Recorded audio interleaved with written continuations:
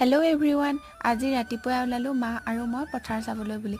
আহোঁতে আকৌ এয়া চিপছ কিনি আনিছোঁ দেই। এইফালেদি আহিলে দোকানত কিবা এটা নাখালে ভালেই নালাগে। এয়া পথাৰ আহি পালোঁ। চাওকচোন বাৰু আপোনালোকেও আমাৰ পথাৰখননো কেনেকুৱা। পথাৰ ফালে ইমান জংঘল, এইফালে আছে আমাৰ ধান, ফালে যাব নোৱাৰি, বহুত জংঘল। এয়া ওলাইছে আৰু ধান অলপ। কোনখিনি পৰা? এইখিনি পায় মা?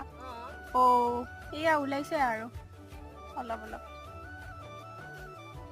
তাৰপিছতে আহিলোঁ কলমৌ শাক ছিগিবলৈ। ওচৰতে ইমান ধুনীয়াকৈ গজি আছিলে, নিছিগিনো কেনেকৈ থাকোঁ, তাতে আকৌ মোৰ ফেভৰেট। আকৌ আহিলোঁ পথাৰৰ ওচৰতে থকা জেঠাইহঁতৰ ঘৰলৈ। এয়া মায়ে ধুনীয়াকৈ লাই শাক ছিগি আছে। ইমান যে ধুনীয়া ডাঙৰ ডাঙৰ হৈ আছে লাই শাকখিনি, দেখিয়ে ভাল লাগিছে। এয়া দিলে জাতিলাও গুটি আৰু আবেলি এয়া দেউতাই কাটিলে কল। আজি ভিডিঅ'টো ইমানেই আছিলে। যদি চাই ভাল পালে তেনেহ'লে শ্বেয়াৰ কৰিব, লাইক